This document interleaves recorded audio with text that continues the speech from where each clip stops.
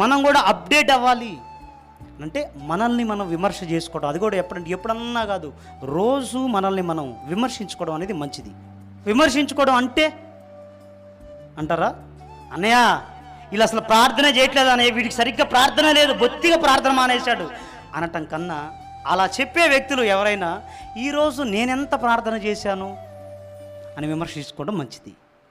నేను ఈరోజు దేవుని ఎక్కడన్నా బాధ పెట్టానా, సంతోష పెట్టానా, ఈరోజు ప్రార్థన చేశానా, వాక్యం చదివానా, ఇలాగ మనల్ని మనం విమర్శ చేసుకుంటూ నిత్యము విమర్శ చేసుకుంటూ ఉంటే అప్డేట్ అవుతాం, భక్తిలో ఉన్నతమైనటువంటి స్థితికి వెళ్ళిపోతూ ఉంటాం. అర్థమైంది? బైబిల్ చెప్తుంది, మనల్ని మనమే విమర్శించుకుని ఎడల తీర్పు పొందకపోదుము. కాబట్టి నేను ఎంతవరకు నా భక్తి ఎదుగుతుందా తరుగుతుందా, ఇలా ఎప్పటికప్పుడు విమర్శ చేసుకోవటం, నిత్యము విమర్శ చేసుకోవడం అనేది మన భక్తి జీవితానికి క్షేమం.